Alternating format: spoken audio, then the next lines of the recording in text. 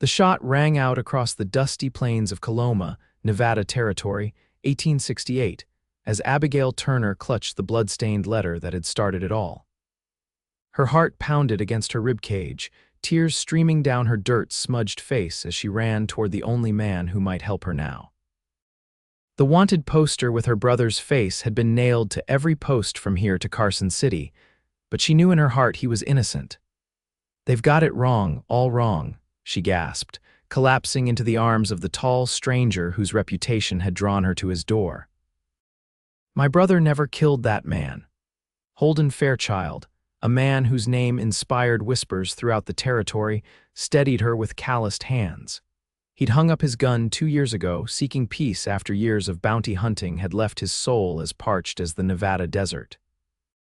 Now he ran a modest horse ranch outside town, keeping mostly to himself. "Slow down, miss," he said, his voice rough as sandpaper. "Start from the beginning." Abigail took a deep breath, her blue eyes shimmering with unshed tears. "My brother William is innocent. The territorial marshal has him locked up for a murder he didn't commit. They're going to hang him at sunrise." Holden guided her inside his modest cabin, pouring her a cup of water from a clay pitcher. "The law's the law, Miss Turner. Not much a man like me can do about it now." "They said it's law," Abigail replied, desperation edging her voice as she clutched the cup with trembling hands. "But law isn't always justice." Something flickered across Holden's weathered face, a ghost of the man he used to be, perhaps. He studied her for a long moment, noting the determination behind her fear. "Then I'll break the law for you," he finally said, reaching for the gun belt he'd sworn never to wear again. "But understand this, once we cross that line, there's no turning back." Little did either of them know that this moment would change both their lives forever, setting them on a collision course with forces far more dangerous than the law they were about to defy. Abigail straightened her spine, resolute. "I understand perfectly, Mr. Fairchild. My brother has less than 12 hours to live. I'm willing to risk everything." Holden nodded grimly, strapping on his holster and checking the chambers of his Colt revolver. The familiar weight felt both wrong and right simultaneously. "Tell me everything you know about the murder and why you're so certain your brother is innocent." Abigail pulled a crumpled newspaper clipping from her pocket. William was accused of killing Edward Prescott, one of the richest mine owners in the territory. They were business partners, but they argued publicly the day before the murder. William wanted to pay the miners better wages, provide safer conditions. Prescott refused. "That gives your brother motive," Holden observed. "Yes, but he was with me when the murder happened. We were caring for our sick mother all night. The doctor can confirm it." Her voice broke. "Nobody will listen. The territorial judge is Prescott's brother-in-law. The trial took less than an hour." Holden frowned. "Corruption isn't unusual in these parts, but this seems rushed even by Nevada standards." "There's more," Abigail continued, pulling out another paper. "I found this in William's desk. Prescott was planning to sell the mine to Eastern investors. But he was keeping double books, showing false profits. William discovered it and confronted him privately before their public argument. So William knew too much," Holden mused, "and now he's conveniently taking the blame for Prescott's murder." "Exactly," Abigail said, hope flickering in her eyes for the first time. "Someone else wanted Prescott dead, someone who benefits from his death and the mine sale going through." Holden paced the small cabin, thinking, breaking your brother out of jail is one thing. Proving his innocence is another. We need evidence, witnesses. "I've been asking questions around town," Abigail said. "People are scared to talk, but I heard whispers that Prescott was meeting someone the night he died, at the abandoned Silver Creek mine." "That's a start," Holden said, gathering supplies into a saddlebag. "We'll need help. I can't do this alone." "I thought you were a famous bounty hunter," Abigail said, disappointment evident. Holden's jaw tightened. "I was. Now I'm just a man trying to live quietly. But I still have some friends who owe me favors." As night fell, they rode into town, keeping to the shadows. Coloma wasn't large, a main street lined with saloons, a general store, a small bank, the jailhouse, and scattered homes. Founded just after the initial silver strikes, it had grown quickly. then stabilized as mining operations became more established. Holden tied their horses behind the livery stable and led Abigail to a small house at the edge of town. A single lantern burned in the window. "Who lives here?" Abigail whispered. "Samuel Jenkins, former sheriff turned blacksmith. He lost his badge when he refused to look the other way on some of the mining company's indiscretions." Samuel, a barrel-chested man with a salt and pepper beard, answered the door with a shotgun in hand. His eyes widened at the sight of Holden. "I thought you were dead," he said gruffly. "Not yet," Holden replied. "We need your help." Inside, Samuel listened to their story without interruption, his weathered face growing increasingly troubled. "Judge Carlton has been in Prescott's pocket for years," he confirmed. "And the new marshal, Dixon, is no better. He used to work security for the mine." "Will you help us?" Abigail pleaded. Samuel sighed heavily. "Breaking a man out of jail is hanging a fence, young lady." "He's innocent," she insisted. "I believe you," Samuel said. "That's why I'll help, but we need more than belief to clear his name." "What about the doctor who attended your mother?" Holden asked Abigail. "Dr. Morris, he'd testify, but he's away in Carson City until next week." "Too late for William." Samuel reached for a bottle of whiskey and 3 glasses. "I still have friends at the jailhouse. Deputy Warren is a good man. He might help us get a look at the evidence they have against your brother." "And we need to investigate that abandoned mine," Holden added. "If Prescott was meeting someone there, we might find something the marshal overlooked or deliberately ignored." They formed a plan as the night deepened. Samuel would approach Deputy Warren in the morning, while Holden and Abigail would search the abandoned mine. They would regroup by midday to prepare for breaking William out that evening. "Get some rest," Samuel advised, showing them to a small back room with a cot. "Tomorrow will be a long day."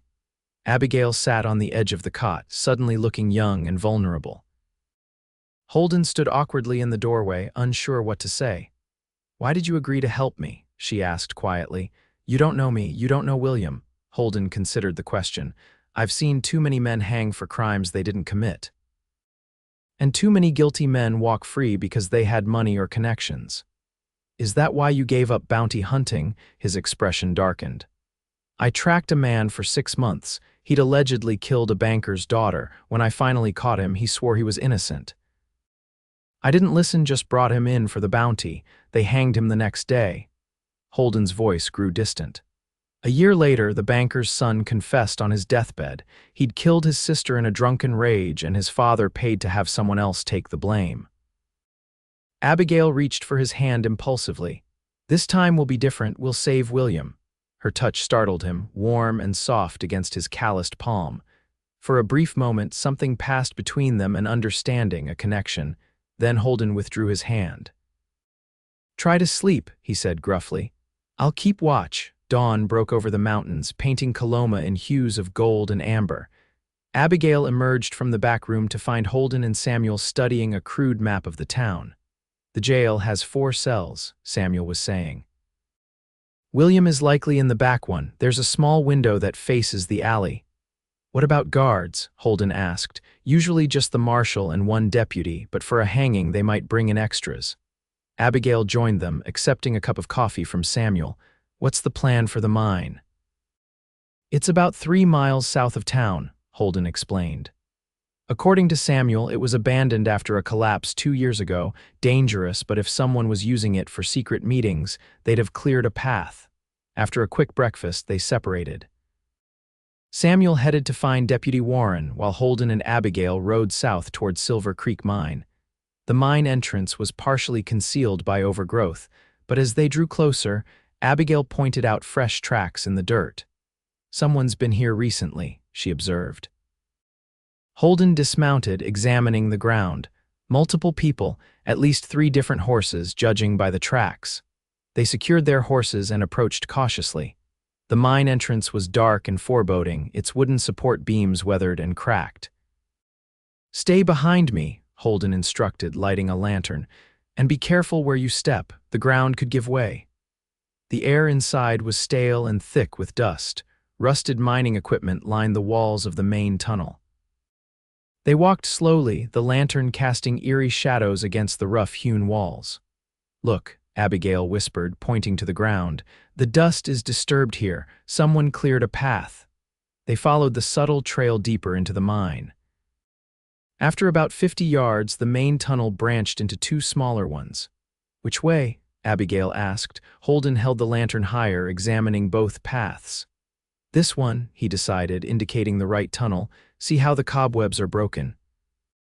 The tunnel narrowed as they continued, the ceiling dropping so low that Holden had to duck. Finally, it opened into a small chamber that had clearly been used recently. A wooden table stood in the center, surrounded by several crates that served as chairs. Empty bottles and cigar stubs littered the ground. "This is it," Abigail said excitedly. "Prescott's meeting place." Holden set the lantern on the table and began searching the chamber methodically. Abigail did the same, rifling through discarded papers and examining the walls. "Here," she called suddenly, holding up a small book bound in leather. "It looks like some kind of ledger." Holden took it from her, flipping through the pages. "These are dates and numbers. Could be the real mine accounts your brother mentioned." As Abigail leaned closer to look, a small rock skittered down the tunnel behind them. Holden extinguished the lantern immediately, pulling Abigail behind a stack of crates. Heavy footsteps approached, accompanied by the yellow glow of another lantern. Two men entered the chamber, their faces obscured by the shadows cast by their own light.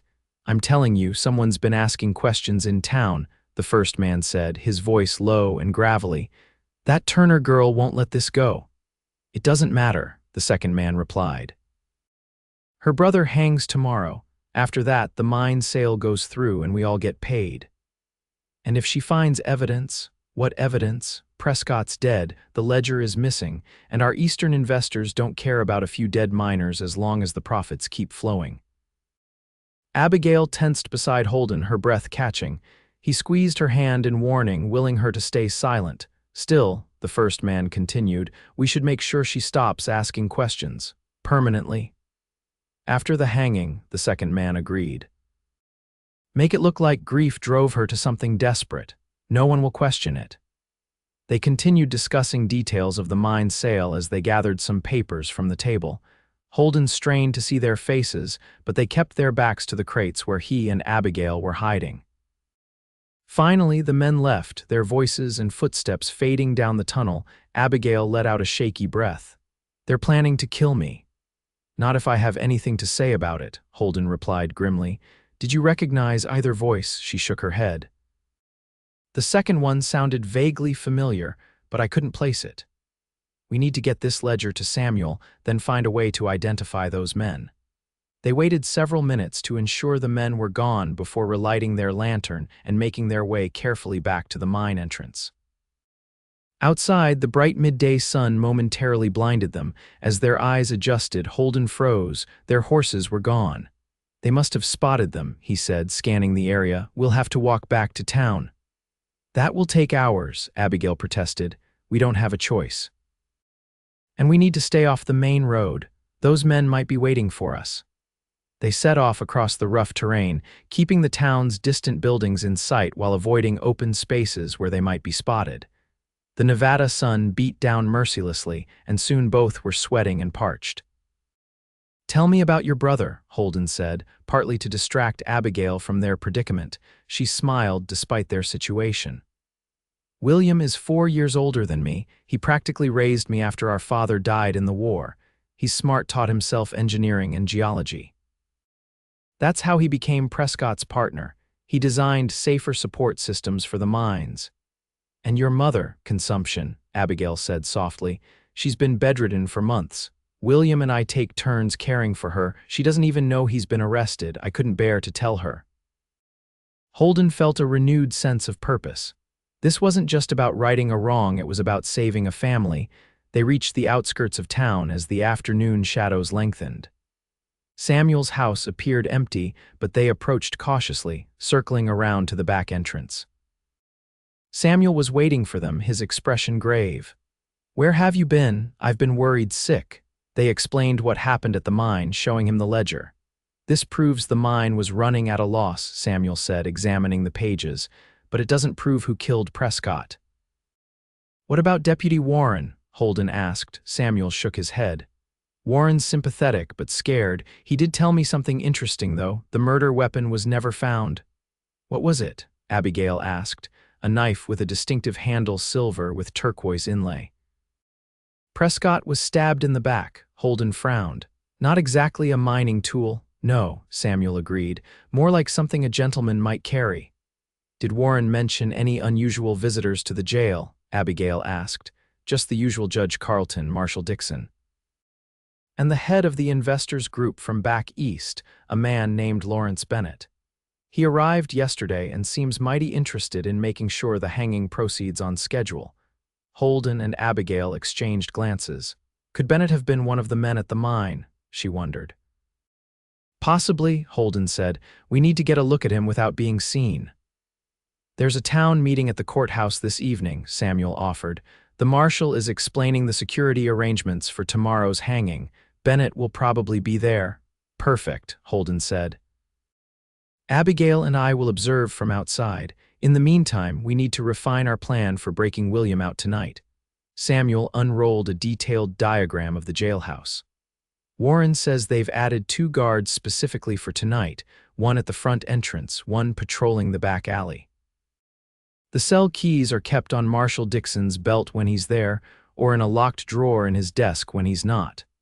They spent the next hour planning the jailbreak, accounting for every contingency they could imagine. As dusk approached, Holden and Abigail prepared to head to the courthouse. Be careful, Samuel warned. Half the town is looking for you, Abigail, and Holden, your face isn't exactly forgotten around here. They borrowed hats and coats from Samuel's closet for disguise.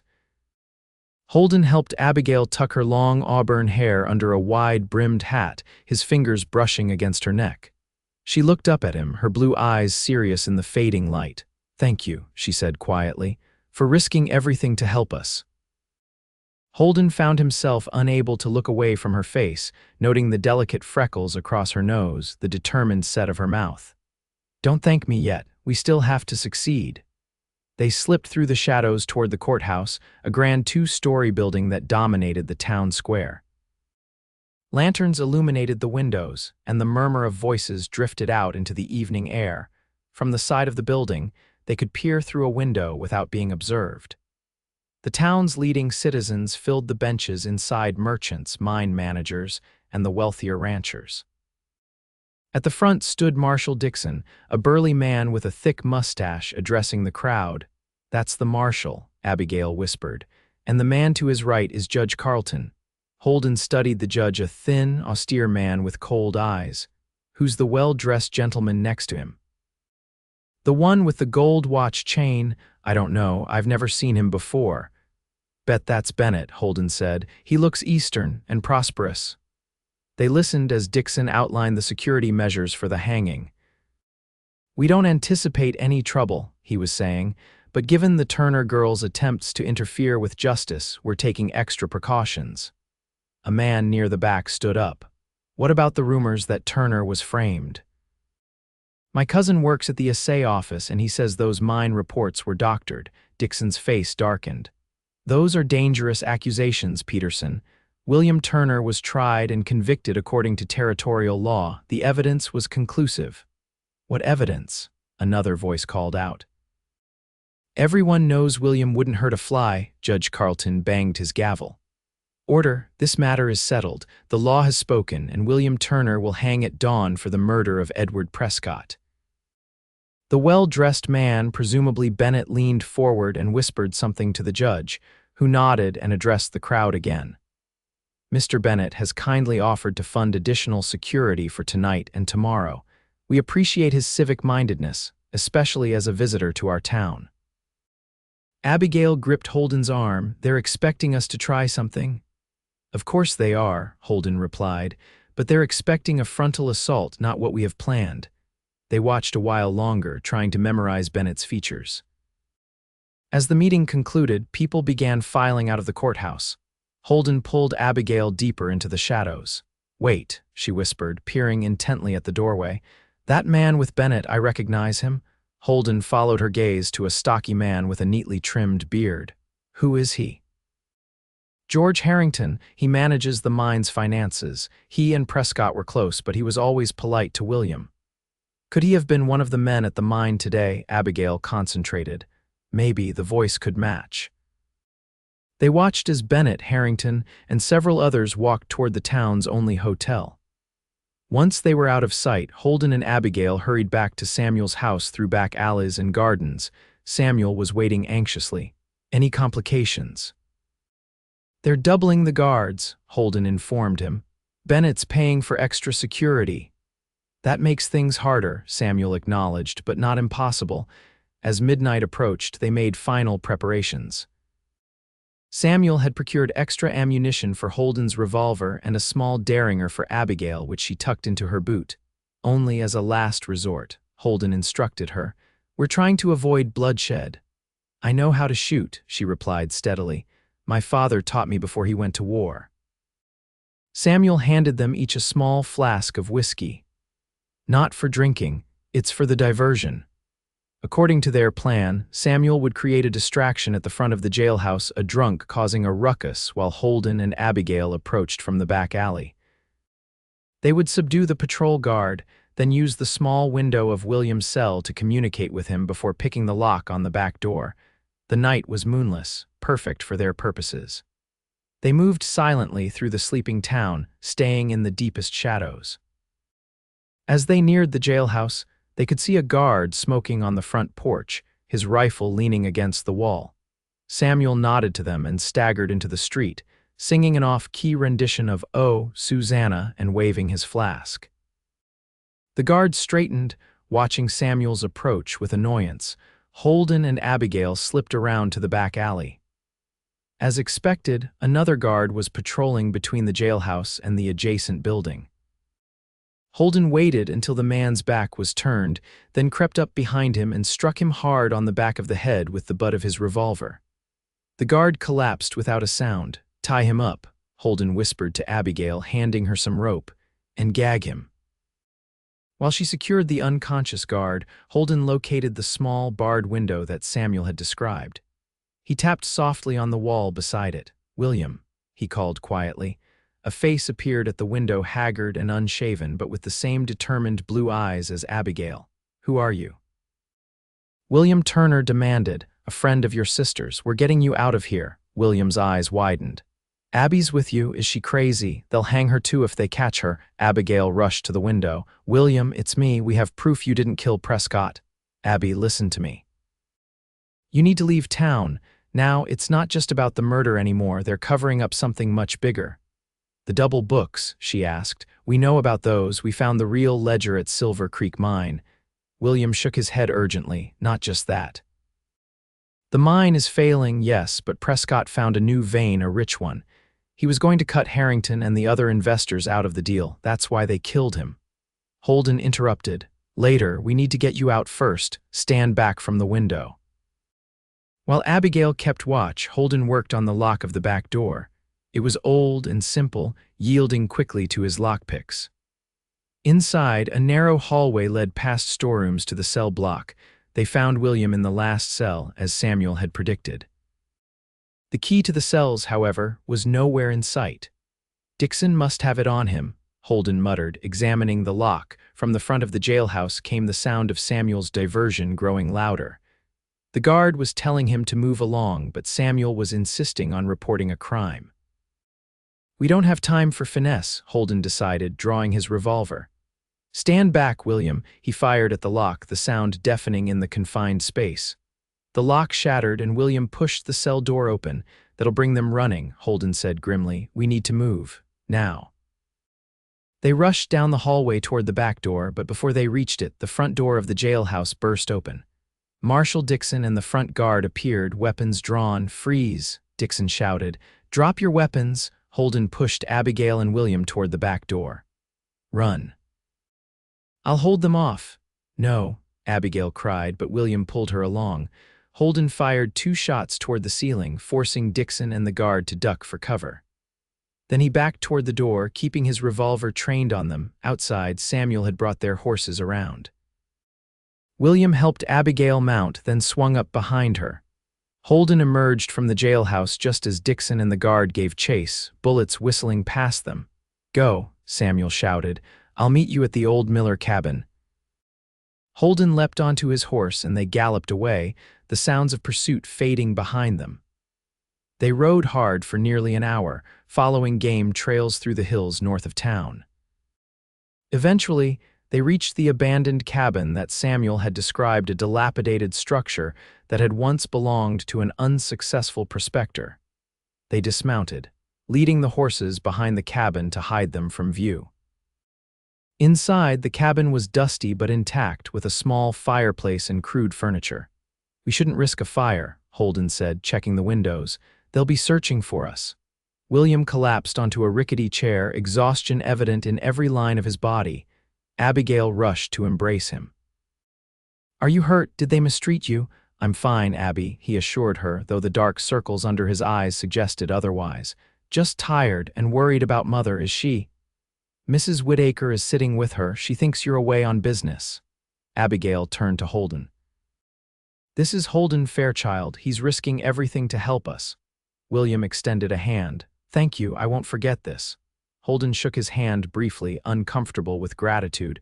"We're not safe yet. Tell me everything you know about Prescott's murder and this new silver vein." William gathered his thoughts. "I designed a new ventilation system for the eastern tunnels. While I was surveying, I discovered a vein Prescott hadn't reported. When I told him, he swore me to secrecy.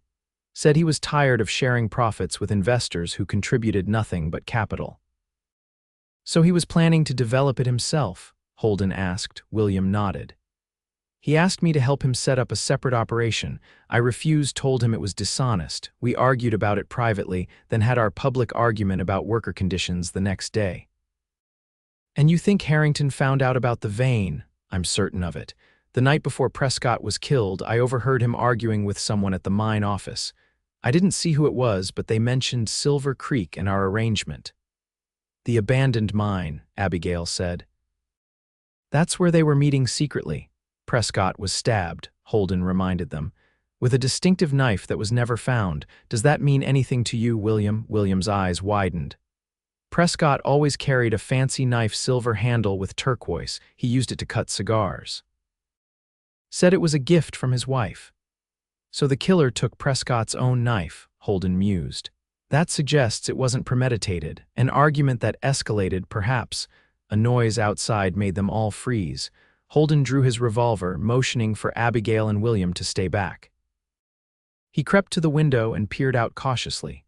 "It's Samuel," he said with relief, opening the door. Samuel hurried inside, carrying a saddlebag. "Dixon's organized a posse. They're searching the South Road, thinking you'll head for California." "How long until they realize their mistake?" Holden asked. "By morning, probably. I brought food and fresh ammunition." Samuel turned to William. "Good to see you free, Turner. Your sister never doubted your innocence for a second." "What's our next move?" Abigail asked. Unpacking the food Samuel had brought, Holden considered their options. "We have evidence of financial fraud, but not murder. We need to connect Harrington or Bennett directly to Prescott's death." "And prove William's alibi," Abigail added. "Dr. Morris returns in 5 days. He can testify that William was with our mother when Prescott was killed." "We don't have 5 days," Holden said bluntly. "Dixon won't stop searching until he finds us, and if these men are willing to kill once to protect their secret, they'll do it again." Samuel cleared his throat. "There might be another way. Judge Carlton is corrupt, but there's a federal marshal in Carson City, Joshua Hayes. He's honest from everything I've heard. If we could get your evidence to him." "Carson City is 2 days' hard ride," William pointed out. "One of us could go," Abigail suggested. "The rest stay hidden." Holden shook his head. "We stay together. Dixon expects us to separate. Besides, we need William to identify locations in the mine where this new vein might be." "So we gather more evidence first," Samuel concluded. "Then all head to Carson City together."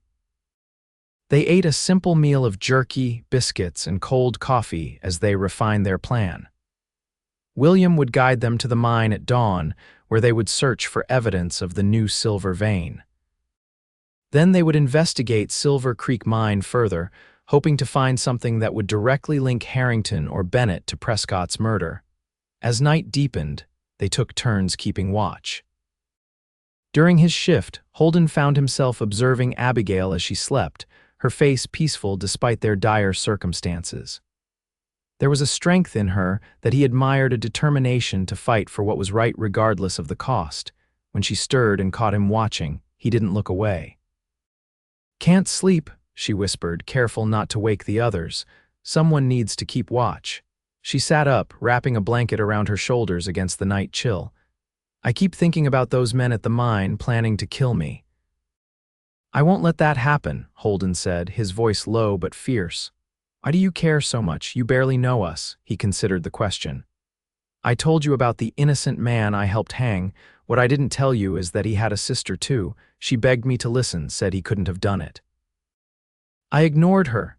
"You're trying to make amends," Abigail realized. Maybe I'm just tired of watching the powerful crush the innocent." He looked at her directly.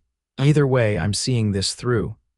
Their eyes held for a long moment, something unspoken passing between them. Then Samuel stirred and the moment broke. Dawn came too quickly. They ate a hasty breakfast before setting out toward the main mining operation. William led them through the hills, avoiding the roads where Dixon's men might be patrolling. "The new vein is in the eastern tunnel," William explained as they approached the mine from behind, tethering their horses in a grove of scrub pine. "It's not on any of the official maps."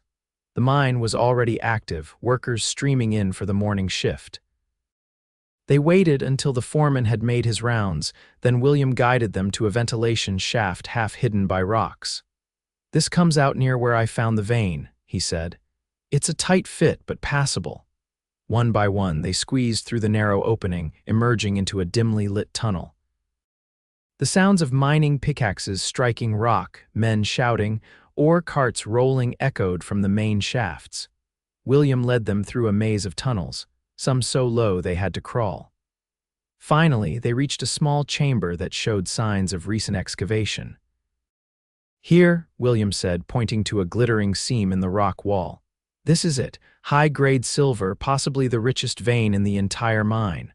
Holden examined the wall. Even to his untrained eye, the silver content was impressive. "We need proof that Prescott was hiding this," he said. William hesitated. "Prescott kept a separate survey map. He showed it to me once, but I don't know where he kept it." "His office would be the logical place," Samuel suggested. "Too risky," Holden objected. "The mine office will be full of people." "Not his office at the mine," Abigail interjected. "His home office. I cleaned for Mrs. Prescott sometimes before."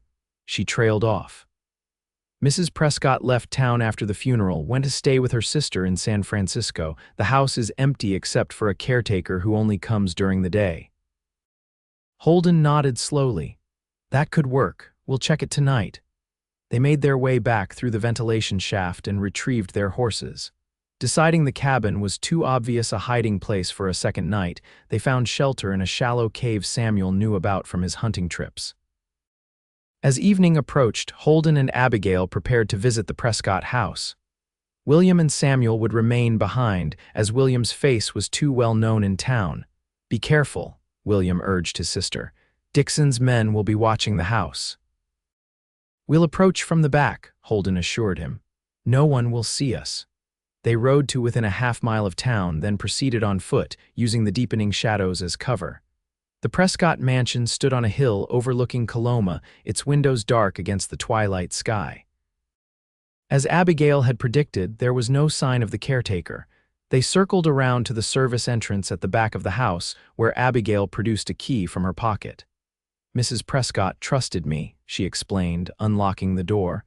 "I used to bring her medicines when she was ill." Inside, the house was silent and still, furniture draped with sheets to protect it from dust. Abigail led Holden to Prescott's study on the ground floor, a handsome room lined with bookshelves and dominated by a massive oak desk. "The caretaker won't have touched anything in here," she whispered. Mr. Prescott was very particular about his papers. They lit a single lamp, keeping the flame low, and began searching methodically. The desk yielded business correspondence and legal documents, but nothing about the secret silver vein. "Check the bookshelves," Holden suggested. Men like Prescott often hide important papers among books. Abigail ran her fingers along the spines, pulling out volumes at random to check behind them. Holden examined the walls for hidden compartments or safes. Here, Abigail said suddenly, removing a large atlas from the shelf. There's something behind these books. Sure enough, the removal of several large volumes revealed a small wall safe concealed behind them. Holden examined the lock. I can pick this, but it will take time, he said, reaching for his tools. Wait, Abigail said, thinking. Try the date of the mine's founding. March 18, 1859. Mrs. Prescott once mentioned that's the combination he used for everything. He could never remember different numbers. Holden dialed 3-1859, and to his surprise, the safe swung open. Inside were stacks of papers, a small pouch of gold nuggets, and a leather portfolio. This looks promising, he said, removing the portfolio. Inside were detailed survey maps of the mine, including one that clearly showed the eastern vein William had described. Notations in Prescott's handwriting estimated its value at over $100,000, an enormous sum. This proves William was telling the truth about the vein, Abigail said excitedly. Holden continued examining the contents of the safe, finding a journal among the papers. He flipped through it, stopping at the final entries. Listen to this, he said, reading aloud. Harrington suspects saw him following me to Silver Creek yesterday. Can't trust him anymore. Meeting Bennett tomorrow to discuss dissolving the partnership. That's the day before Prescott died, Abigail realized. And here's the last entry. Bennett agrees the others can be bought out. Meeting H at Silver Creek tonight to make final offer. If he refuses, we'll proceed without him. H must be Harrington, Abigail said. This proves they met the night of the murder. A floorboard creaked somewhere in the house. Both froze, listening intently. Then came the unmistakable sound of the front door opening. Holden quickly extinguished the lamp and pocketed the journal and survey map. He and Abigail pressed themselves against the wall beside the study door, listening as footsteps approached. 2 men entered the study, one striking a match to light the desk lamp. In the sudden flare of light, Abigail recognized George Harrington. The other man was Marshall Dixon. I'm telling you I saw a light in here, Dixon was saying. Someone's been in the house. Check upstairs, Harrington ordered. I'll look around down here. Dixon left the study, his heavy boots clomping up the staircase. Harrington began searching the desk, then noticed the open safe behind the bookshelves. Damn it, he muttered, hurrying to examine it. The journal's gone, and the survey map. Holden tensed, his hand moving to his revolver. Abigail touched his arm, shaking her head.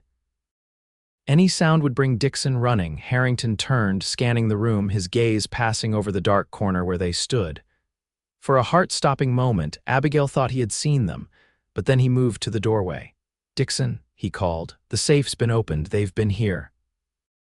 Dixon's footsteps pounded back down the stairs. Just now, must have been. Search the grounds. They can't have gone far. The 2 men rushed from the study. Holden and Abigail waited until they heard the front door slam, then moved swiftly to the service entrance. They'll circle the house, Holden whispered. We need to create a diversion. He took one of Samuel's whiskey flasks from his pocket, still half full, and a box of matches. Moving to the front of the house, he located the curtains in the parlor, poured whiskey along their hem, and lit a match. The fabric caught immediately, flames racing upward. Holden and Abigail slipped out the back door as shouts of fire echoed from the front yard. They ran through the darkness, keeping to gardens and back alleys until they reached the edge of town. Only when they were safely among the hills did they stop to catch their breath. That was too close, Abigail gasped. But worth it, Holden replied, patting his pocket where the journal and map were secured.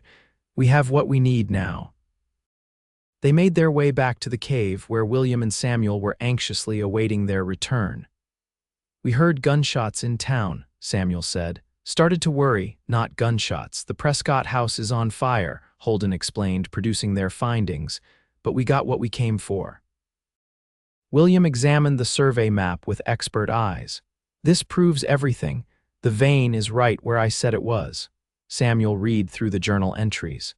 And this places Harrington at Silver Creek the night of the murder. It's circumstantial, but combined with the financial motive.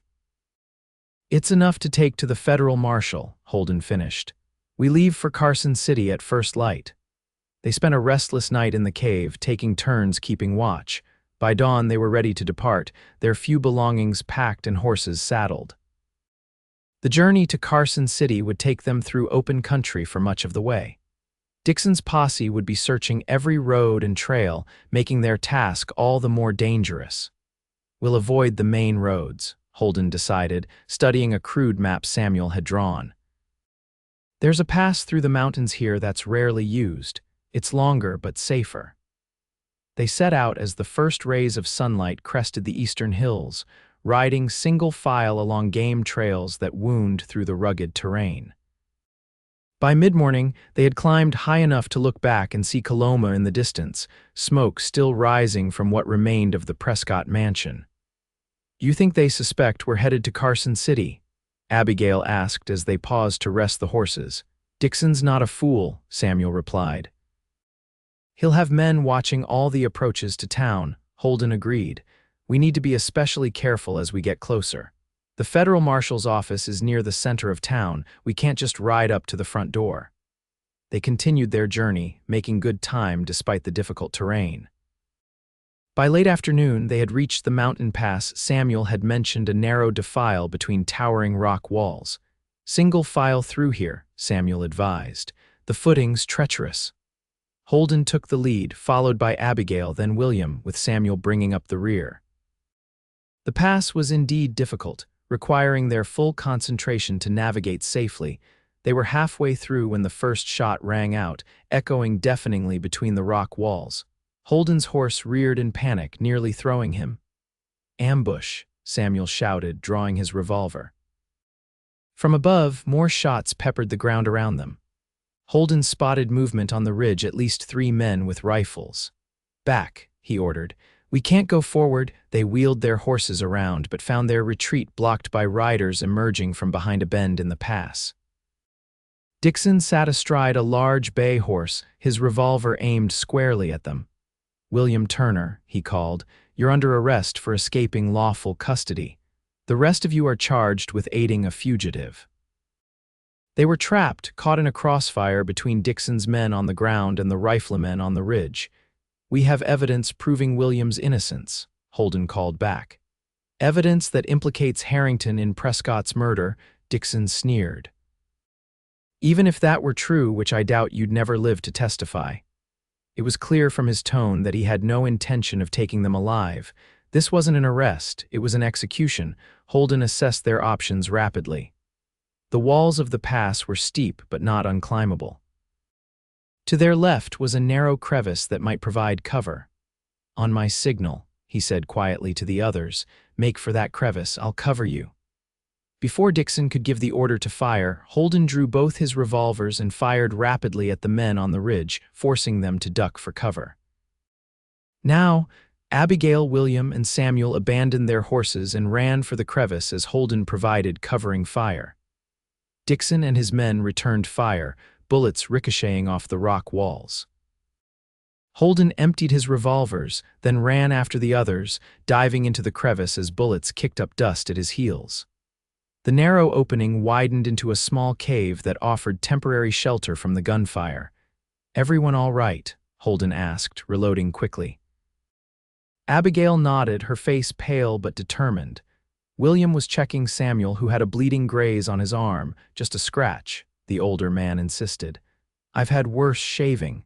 Outside, Dixon was shouting orders to surround the cave. They were still trapped, but at least now had solid rock between them and their attackers. "We can hold them off for a while," Holden said, "but we need an exit strategy." "Samuel, does this cave connect to anything else?" Samuel shook his head. "Not that I know of." "But these hills are riddled with old mining tunnels. There might be one nearby." William was examining the back wall of the cave. "This rock is different," he said, tapping it. "Sounds hollow behind here." Holden joined him, pressing his ear to the rock. "You're right. Help me move these loose stones." Together, they cleared away rocks and debris, revealing a narrow opening barely wide enough for a person to squeeze through. "It's an old prospect hole," William said. "Probably abandoned years ago when it didn't yield anything. Does it lead anywhere?"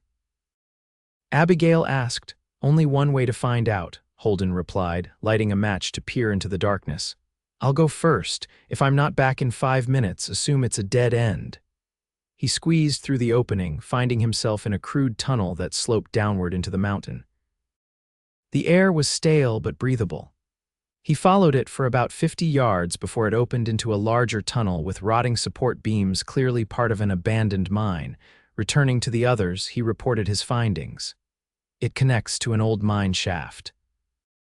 I don't know where it leads, but it's our best chance." One by one, they squeezed through the opening, Samuel going last despite his injured arm. Behind them, Dixon's men continued firing sporadically into the cave entrance, unaware that their quarry was escaping. The abandoned mine was a labyrinth of tunnels, most partially collapsed and dangerous.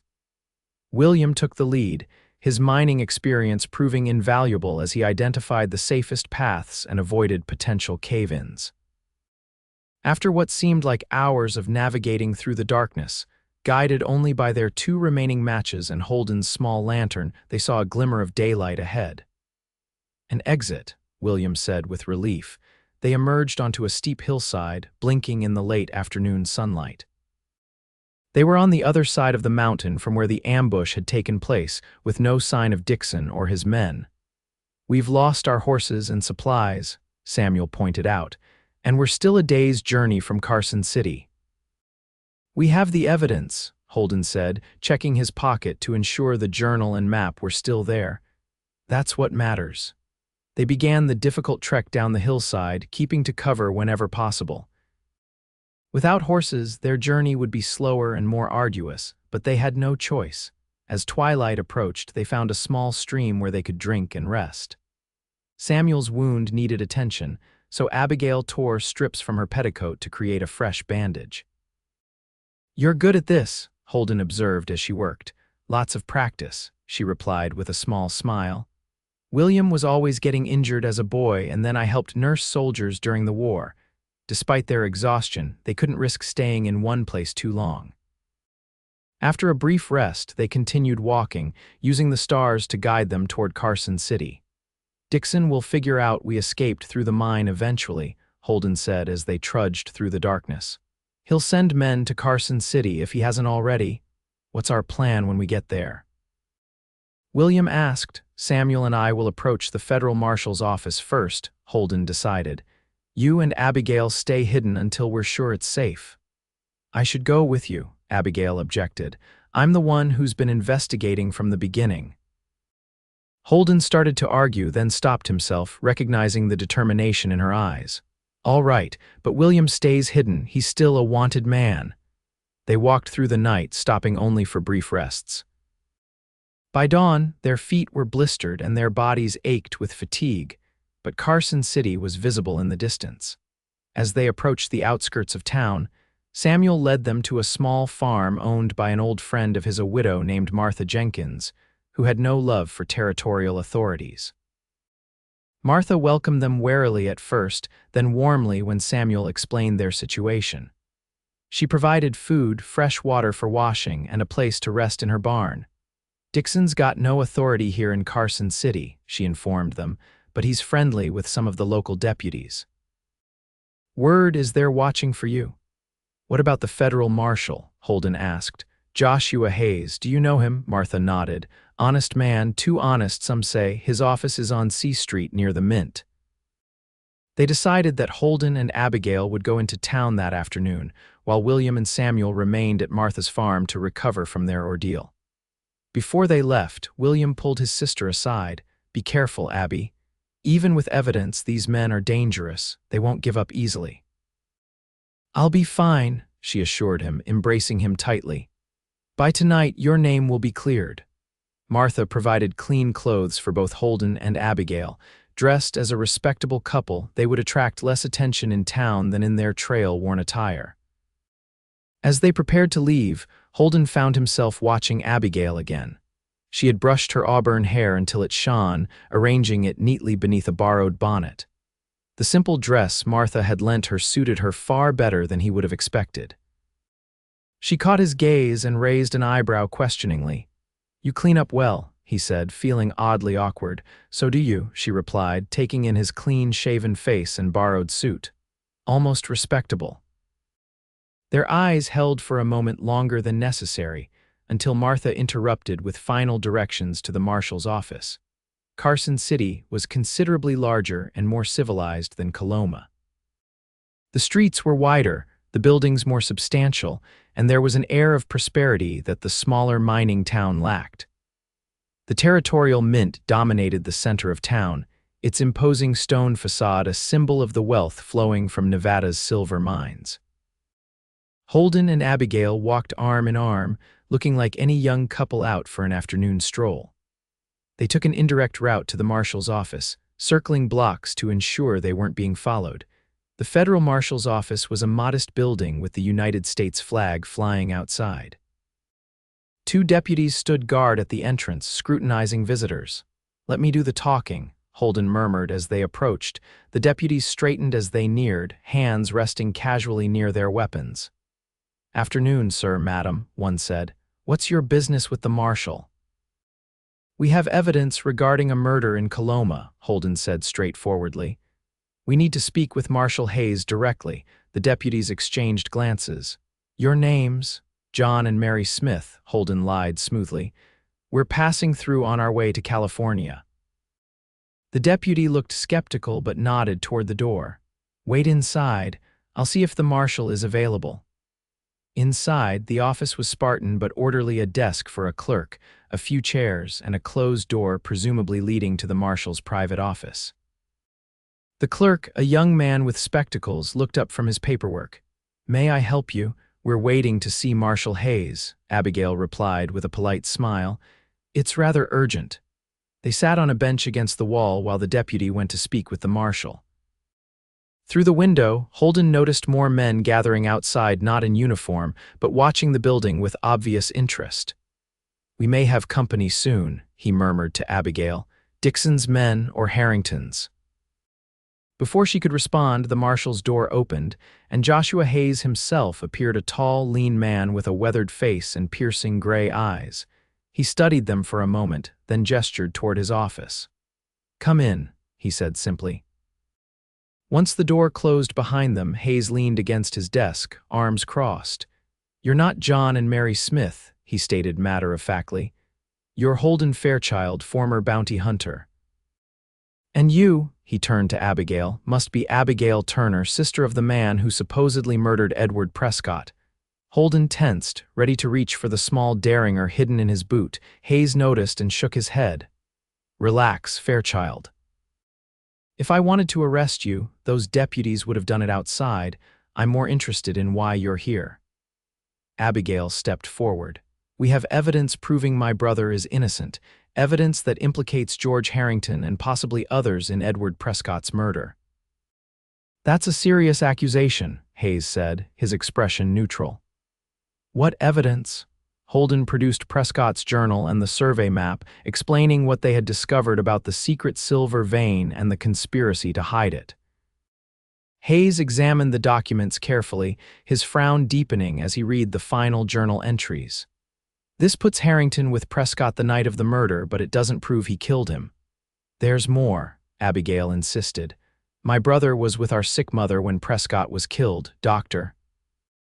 Morris can verify it, and the murder weapon, a knife with a silver handle and turquoise inlay, was Prescott's own.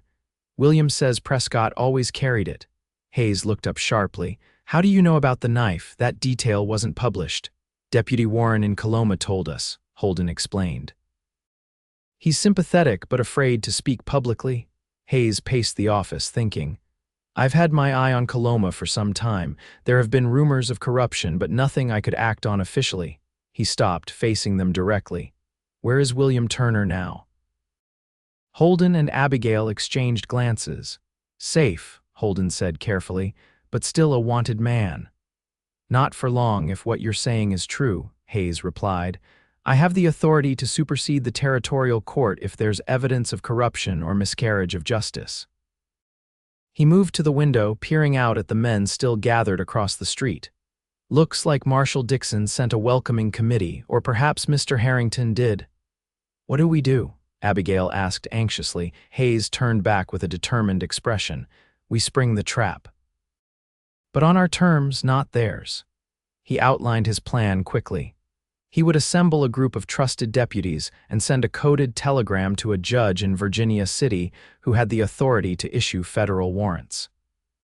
Meanwhile, Holden and Abigail would seem to leave the marshal's office, leading Dixon's men to believe their mission had failed.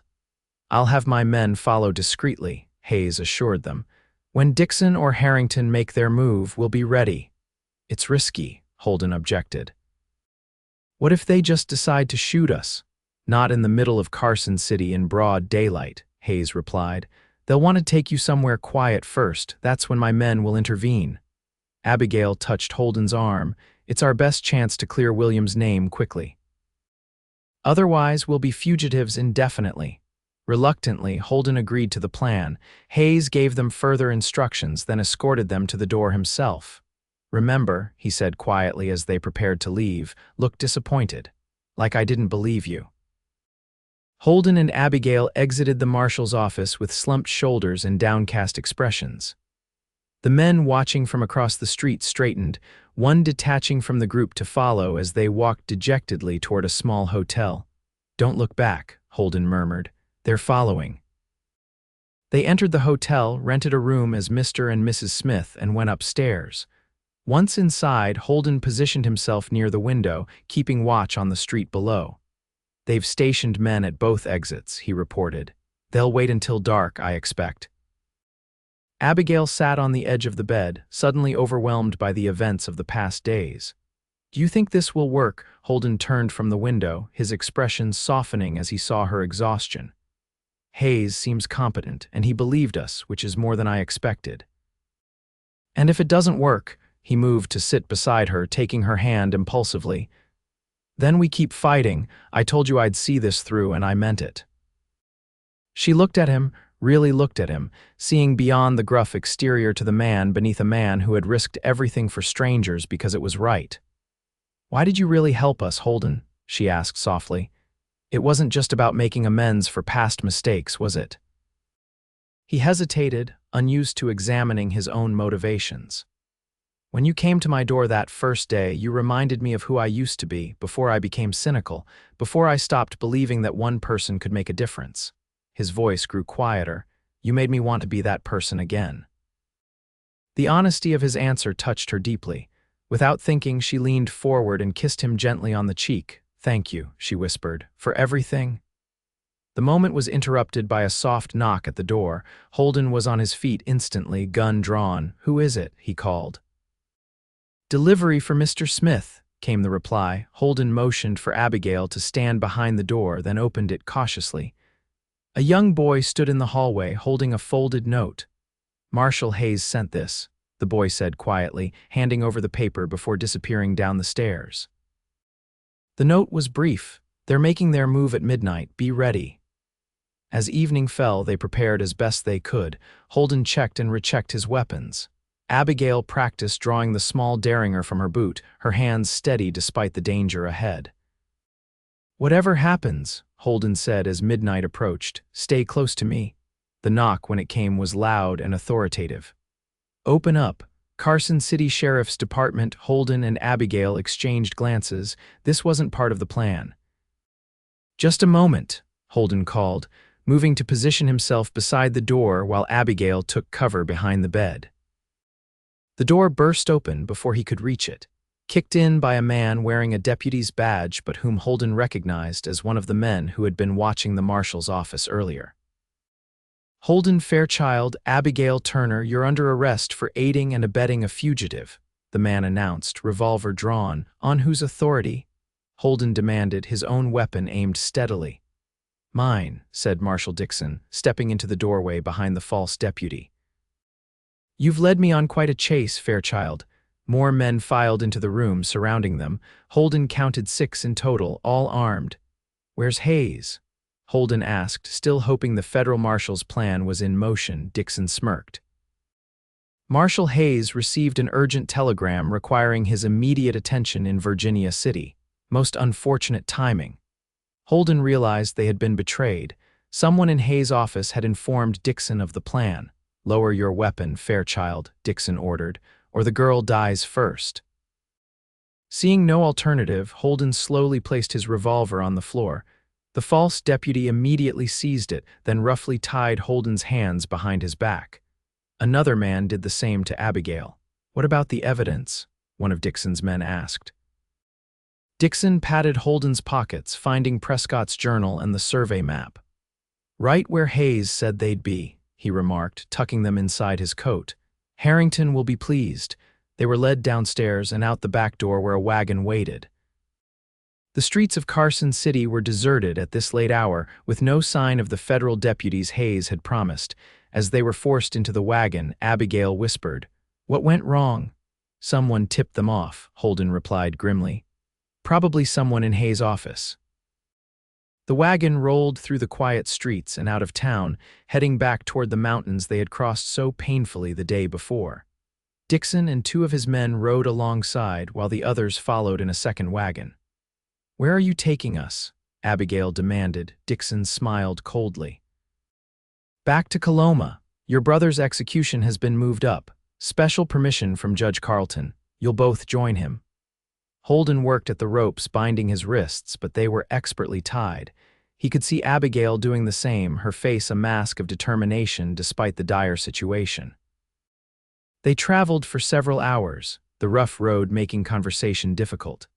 Finally, near dawn, Dixon called a halt in a small clearing to rest the horses. Holden and Abigail were pulled from the wagon and made to sit against a tree, still bound. The men built a small fire and began preparing coffee. "I need to relieve myself," Abigail announced, her voice carrying clearly in the morning stillness. Dixon nodded to one of his men. "Take her, don't untie her hands." The man, younger than the others, led Abigail a short distance into the trees. Holden watched anxiously until they returned a few minutes later. As Abigail was pushed back down beside him, she whispered, "He's looking for us." "Who?" Holden whispered back, "Hayes." "I saw one of his deputies in the woods. They're following." Hope flared briefly, then faltered. "They're outnumbered. Dixon has at least 8 men." "Better odds than we had before," she replied, determination in her eyes. They fell silent as Dixon approached, drinking coffee from a tin cup. "You know, Fairchild," he said conversationally, "you could have lived a quiet life on that little ranch of yours. Instead, you chose to meddle in affairs that don't concern you." "Murder concerns everyone," Holden replied evenly, "especially when an innocent man is set to hang for it." Dixon laughed. "Innocent?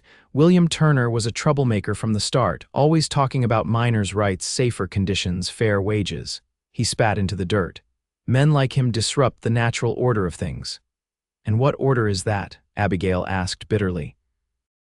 "Where men like you and Harrington get rich while others die in unsafe mines." Dixon's face darkened. "Watch your tongue, girl. You're in enough trouble already." A twig snapped in the forest, causing Dixon's men to reach for their weapons. Dixon himself drew his revolver, scanning the trees. "Probably just a deer," one of the men offered. Dixon wasn't convinced.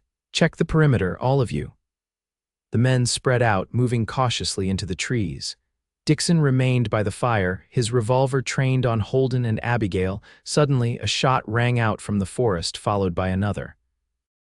One of Dixon's men stumbled back into the clearing, clutching his shoulder. "We're surrounded," he gasped before collapsing. More gunfire erupted from all sides. Dixon fired blindly into the trees, then grabbed Abigail, using her as a shield. "Call them off, Fairchild," he shouted over the din. "Or she dies." Before Holden could respond, a rifle cracked from directly behind Dixon. The marshal stiffened, his eyes widening in surprise, then crumpled to the ground, a growing stain spreading across his back. William Turner stepped out of the trees, rifle in hand, his face grim but resolute. "Get away from my sister," he said quietly to Dixon's prone form. The shooting stopped as abruptly as it had begun. Federal deputies emerged from the trees, led by Marshal Hayes himself. They quickly secured the surviving members of Dixon's party. Hayes approached Holden and Abigail, cutting their bonds. "Sorry for the deception," he said. "We discovered my clerk was feeding information to Harrington, had to let Dixon think his plan was working." "You used us as bait," Holden accused, rubbing his wrists to restore circulation. "It worked, didn't it?" Hayes replied unapologetically. "And we were watching the whole time. You were never in real danger." Abigail was embracing her brother.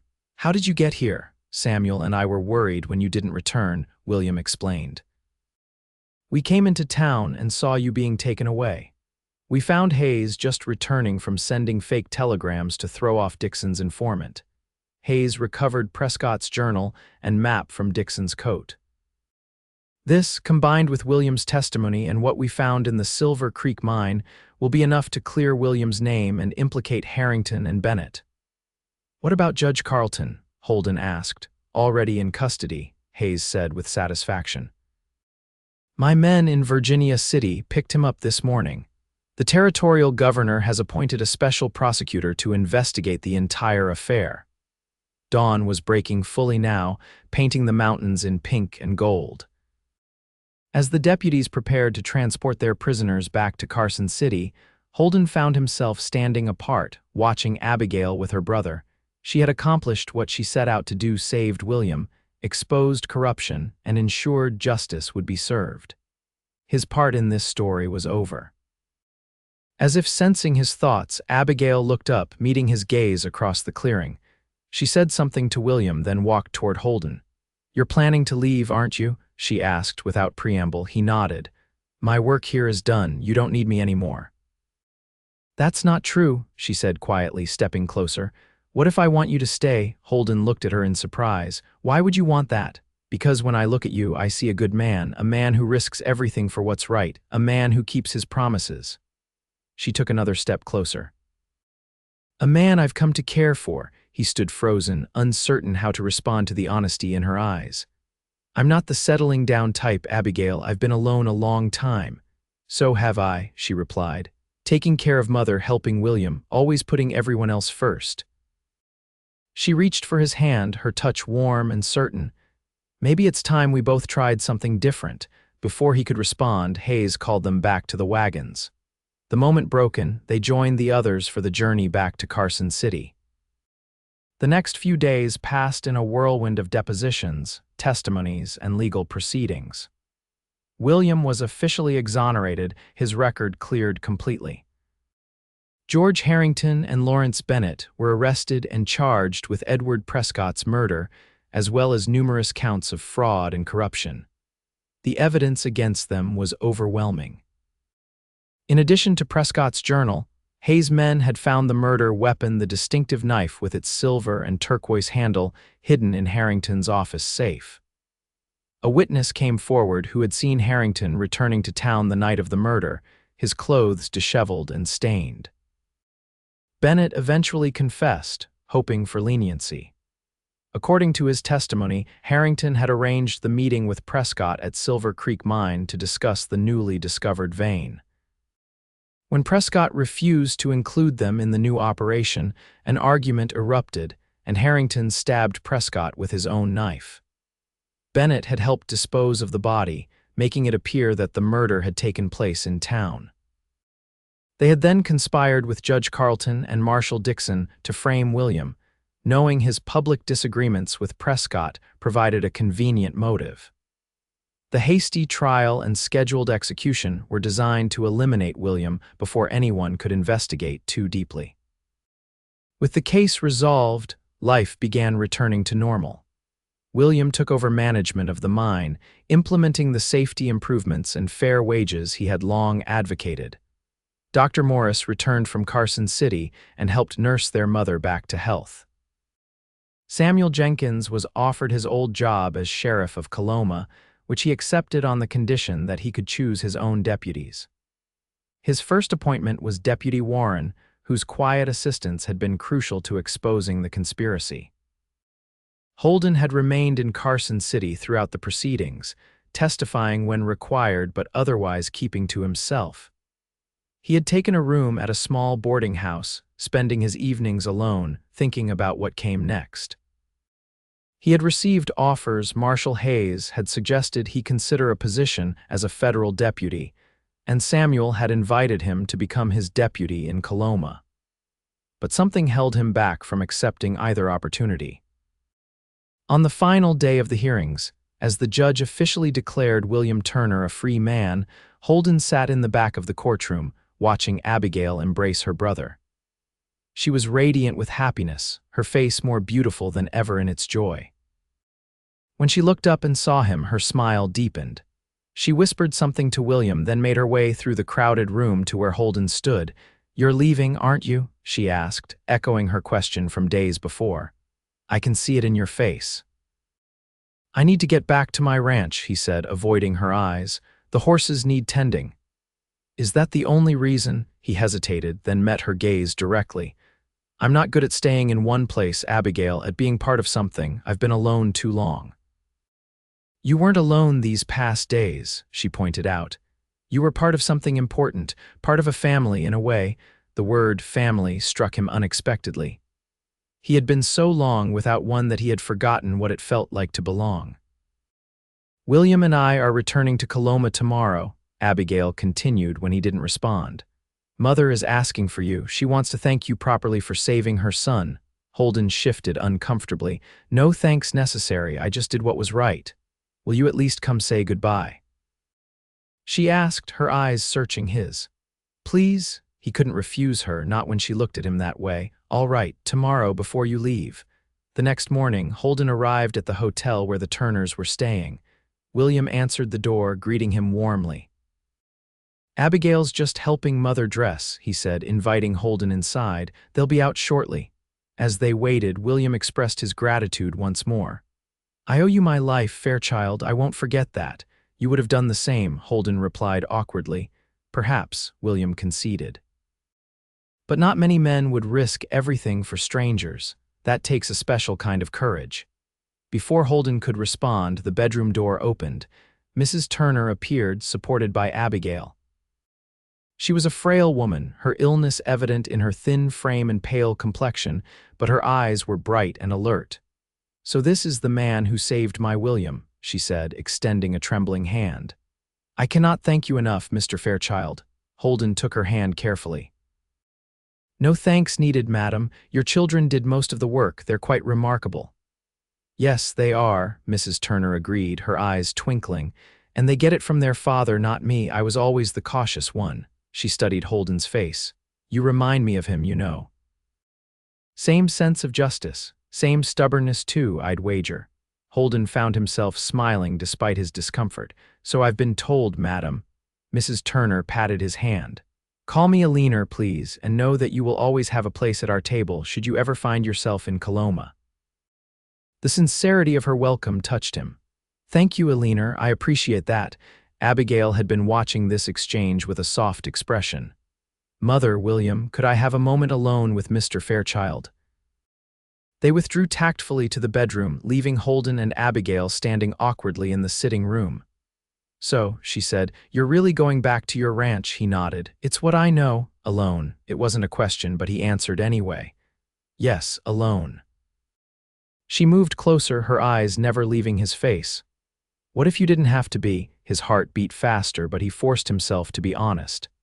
"Abigail, I'm not the man you think I am. I've done things, seen things. I'm not suited for the kind of life you deserve." "Shouldn't I be the judge of what I deserve?" she asked, a hint of fire in her voice. "I'm not some fragile flower, Holden. I know what I want." "And what is that?" he asked, his voice rough. "A life with meaning, work that matters. Someone beside me who understands both the light and the darkness in the world." She took his hand, her touch sending warmth through him. "Someone like you." He looked down at their joined hands, then back at her face so open, so honest in its emotion. "I don't know if I can be what you need," he admitted, "but I'd like to try." Her smile was like sunrise after the longest night. "That's all I'm asking." She rose on tiptoes to kiss him, a gentle brush of lips that promised much more. When they parted, something had changed between them, a connection forged through danger and triumph, now transforming into something deeper. "Come back to Coloma with us," she urged. "Samuel needs a deputy. The mine needs someone with your experience to help with security, and I—" She blushed slightly. "I need you." The last of his resistance crumbled. He pulled her close, kissing her properly this time, trying to convey all the emotions he couldn't yet put into words. William and Alina emerged from the bedroom to find them thus engaged. William cleared his throat, his eyes twinkling with amusement. "I take it Mr. Fairchild will be joining us in Coloma?" he asked. Holden kept his arm around Abigail as he faced her family. "If you'll have me," Alina smiled warmly. "My dear boy, I believe we already do." 3 months later, the church in Coloma was filled to capacity as Holden Fairchild and Abigail Turner exchanged their vows. William stood as Holden's best man, while Samuel gave the bride away.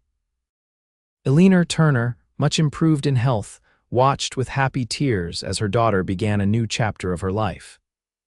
The entire town had turned out for the occasion, eager to celebrate the couple whose courage and determination had exposed corruption and brought justice to Coloma. After the ceremony, the celebration moved to the newly renovated town square. Tables groaned with food, a band played lively tunes, and children darted between the dancers. Holden, unaccustomed to being the center of attention, stood slightly apart, watching Abigail as she danced with her brother. She was radiant in her simple white dress, her auburn hair crowned with wildflowers. Samuel joined him, handing him a glass of whiskey. "Never thought I'd see the day," the older man remarked. Holden Fairchild settled down, married, deputy sheriff. Holden smiled, his eyes never leaving Abigail. "Neither did I. You look happy," Samuel observed. "Suits you better than that scowl you used to wear." "I am happy," Holden admitted, the words still feeling new on his tongue. "Never thought I'd find this kind of peace." "You earned it," Samuel said simply. "Both of you did."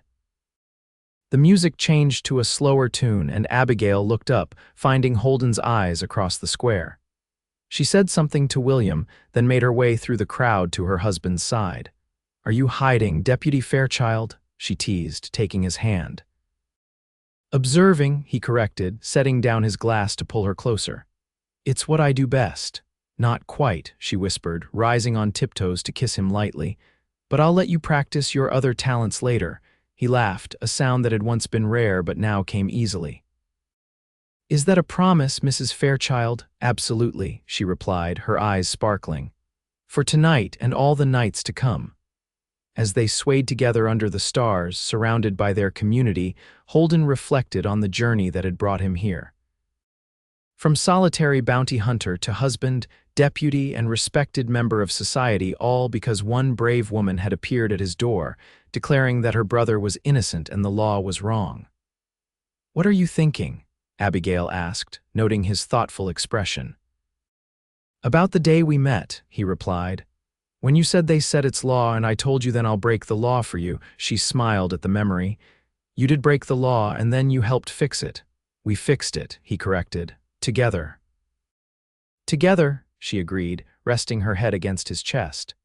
"Just as we'll face whatever comes next."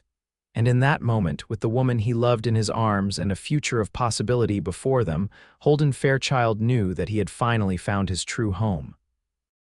5 years later, Holden stood on the porch of their house at the edge of Coloma, watching as Abigail chased their 3-year-old son through the garden. Thomas William Fairchild squealed with delight as his mother pretended she couldn't quite catch him, his auburn hair so like his mother's glinting in the late afternoon sunlight. Inside, baby Alina slept in her cradle, not quite 6 months old and already showing signs of her father's determination and her mother's compassion. Coloma had prospered in the years since the Prescott murder investigation. Under William Turner's management, the silver mine operated with the highest safety standards in the territory, and the miners received fair wages for their dangerous work. The town had grown, adding a proper school, a new church, and even a small hospital where Abigail volunteered several days a week. Holden had settled into his role as Samuel's chief deputy with surprising ease. His reputation as a former bounty hunter, combined with his role in exposing the corruption around Prescott's murder, meant that few troublemakers dared cause problems in Coloma. Life wasn't always peaceful. There were still claim jumpers, drunken brawls, and the occasional more serious crime to deal with, but Holden found fulfillment in protecting the community that had become his home. Most of all, he found joy in his family. Each morning, waking beside Abigail, watching his children grow, he marveled at how different his life had become from the solitary existence he had once known. As he stood watching his wife and son, William rode up, dismounting with the easy grace of an experienced horseman. "Uncle William." Thomas shouted, abandoning the game with his mother to run to his favorite uncle. William scooped the boy up, swinging him high before settling him on his shoulders. "How's my favorite deputy today?" he asked, carrying Thomas toward the porch. "I caught a frog," Thomas announced proudly. "And Mama let me keep it in a jar, but only until tomorrow because frogs need to be free." "Very wise of your mother," William agreed, nodding to Holden as he climbed the porch steps. "Afternoon, Holden." Holden returned the greeting. "Everything all right at the mine?" "Better than all right," William replied, his expression unusually excited. "That's why I'm here. We've made a significant discovery in the northern section." Abigail joined them, brushing dirt from her skirts. "What kind of discovery?" "Gold," William said simply. "Not a massive deposit, but enough to be worth developing alongside the silver operation." "That's excellent news," Holden said, genuinely pleased for his brother-in-law. "The town could use the economic boost." "There's more," William continued. "I received a telegram from Carson City today. Lawrence Bennett is being released next month." Holden's expression darkened. Bennett had received a 10-year sentence for his role in Prescott's murder, reduced due to his testimony against Harrington. Harrington himself had been hanged 3 years prior. "You think he'll cause trouble?" Holden asked. William shrugged. "Hard to say. He's lost everything: reputation, fortune, connections, but he always struck me as a vindictive man." "We'll be ready if he comes this way," Holden said with quiet confidence. "This town takes care of its own now." Abigail took her son from William's shoulders. "Thomas, why don't you show Uncle William your frog while I check on your sister?" Once the boy had dragged his uncle around to the garden, Abigail turned to her husband. "You're worried." It wasn't a question. After 5 years of marriage, she could read him better than anyone. "Just cautious," Holden replied. "Bennett has nothing to lose. That makes him dangerous." "We've faced danger before," she reminded him, taking his hand. "Together." He squeezed her hand, drawing strength from her unwavering confidence. "Together," he agreed. Later that evening, after the children were asleep and William had returned to his own home, Holden and Abigail sat on the porch swing, enjoying the peaceful night. The stars shone brightly in the clear Nevada sky, and a gentle breeze carried the scent of sage and pine. "I never thanked you," Abigail said suddenly. Holden looked at her quizzically. "For what?" "For believing me that first day, for helping when you had every reason not to." She turned to face him fully. "For breaking the law for me," he smiled, remembering. "Best decision I ever made, even better than marrying me," she teased. "That wasn't a decision," he replied, pulling her closer. "That was inevitable from the moment you walked into my life." She nestled against him, her head finding its familiar place on his shoulder. "Do you ever miss it, the freedom of being answerable to no one?" He considered the question seriously, as he always did when Abigail asked something of importance. "Sometimes, fleetingly," he admitted. "Usually when Thomas is having one of his epic tantrums, or when some drunk miner decides to test if I'm as tough as the stories say." She chuckled, knowing exactly which incidents he was referring to. "But then," he continued, his voice softening, "I come home to you, to the children, and I realize that what I have now is the real freedom. Freedom to love, to build something lasting, to be part of something larger than myself." Abigail raised her head to look at him, her eyes shining in the moonlight. "Who would have thought Holden Fairchild was a poet at heart?" "Only for you," he replied, kissing her gently. "Always only for you." As the years passed, their family and their community continued to thrive. Thomas grew into a thoughtful young man who combined his father's sense of justice with his mother's compassion. Eleanor became a spirited, independent girl with a gift for healing that led her toward medicine. And their youngest, James Samuel Fairchild, born 2 years after Eleanor, showed early signs of the quiet determination that characterized both his parents. Lawrence Bennett never returned to Coloma, choosing instead to try his luck in the new gold fields of Alaska. The gold deposit in the mine provided steady work and prosperity for the town well into the new century. Holden eventually succeeded Samuel as sheriff when the older man retired, serving with distinction until his own retirement many years later. Abigail's work at the hospital expanded into a formal nursing program that trained dozens of young women in modern medical techniques.